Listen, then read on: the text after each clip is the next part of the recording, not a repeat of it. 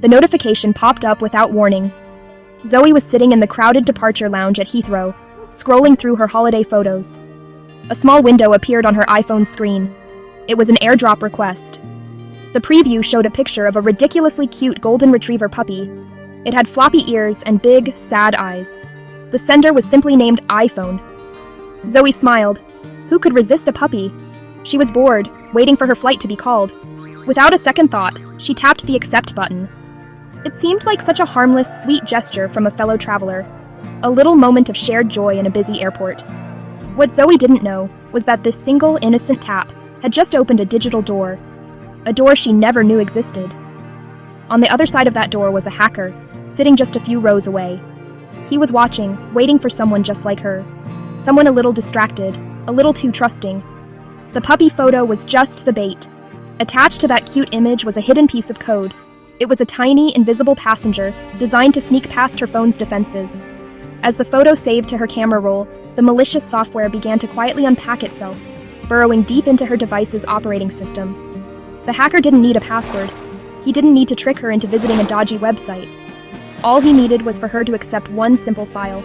Her phone, with its AirDrop settings open to everyone, was like a house with the front door unlocked. The hacker had simply walked right in. He was now a silent observer inside her digital life. He could see everything she did, every message she sent, and every app she opened. Zoe, meanwhile, was completely oblivious. She glanced at the cute puppy picture one last time, locked her phone, and went back to watching the departures board, unaware of the digital invasion that was now well underway.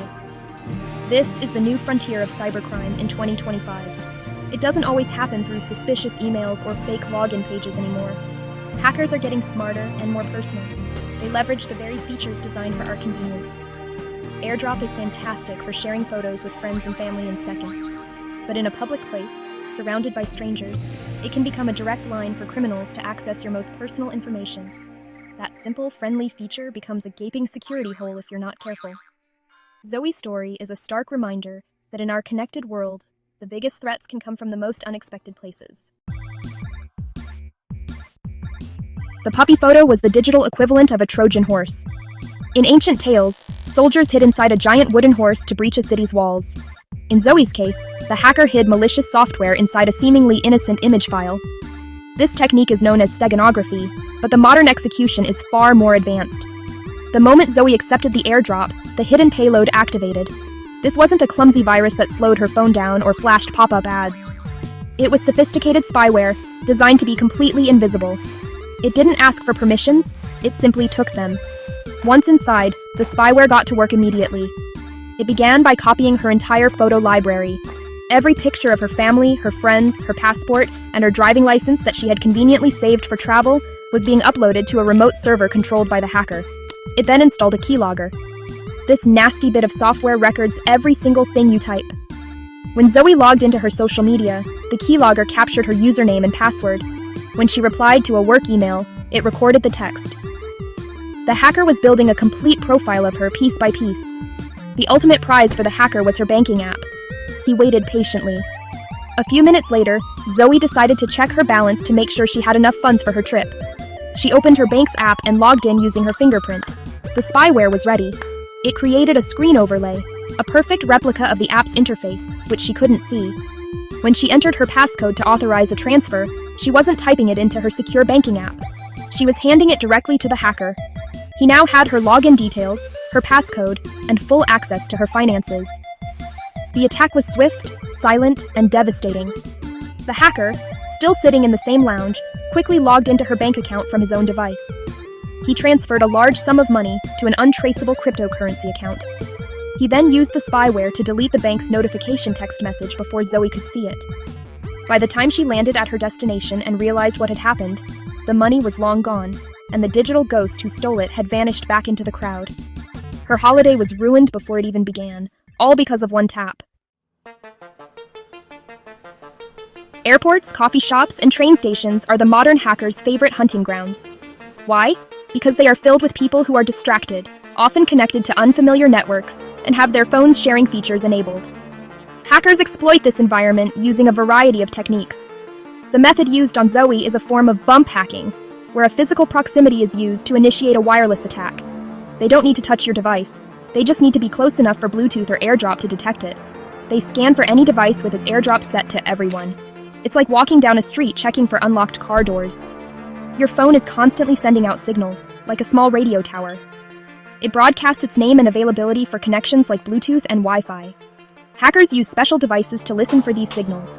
When they find a phone with open sharing settings, they can send it an unsolicited file, just like they did with Zoe. They count on human curiosity. A funny meme, a cute animal picture, or a file named flight information can be too tempting for many to ignore. Accepting the file is all it takes to trigger the trap, letting the malware in. Public Wi-Fi networks add another dangerous layer of vulnerability. When you connect to that free airport Tosh Wi-Fi, you might not be connecting to the airport's official network at all. Hackers often set up their own hotspots with similar-sounding names. This is called an evil twin attack. If you connect to their fake network, they can intercept everything you do online. Every website you visit, every password you enter, and every message you send passes directly through their computer. They can redirect you to fake banking sites or inject malware directly into the websites you are browsing. Combining these tactics makes public spaces a minefield. A hacker can sit in a cafe, running an evil twin Wi-Fi network while simultaneously scanning for open AirDrop targets. They are casting a wide net, waiting for anyone to make a small mistake. You might think you're safe because you are using a secure app or visiting an HTTPS website, but if you're on a compromised network, even those protections can sometimes be bypassed. Your phone becomes an open book, and the hacker is free to read every single page without you ever knowing they are there. The good news is that protecting yourself from these kinds of attacks is surprisingly easy. You don't need to be a tech expert, you just need to be a little more cautious and aware of your phone's settings, especially when you are out in public.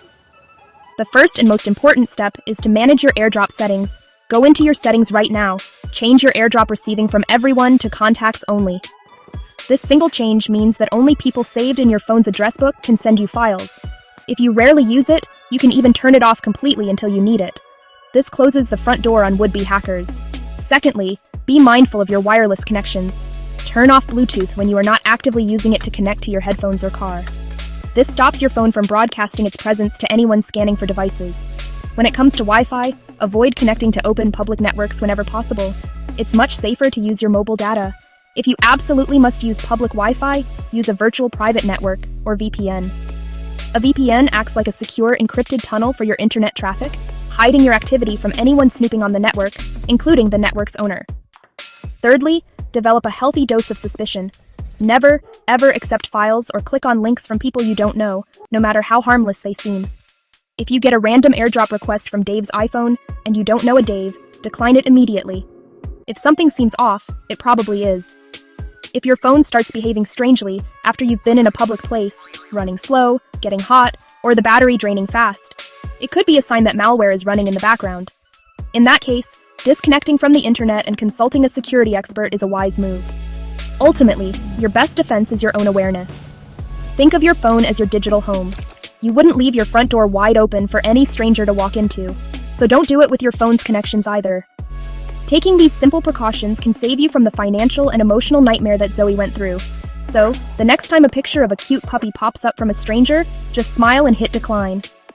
The real puppies are much better anyway, and they won't try to steal your bank details. Stay safe out there.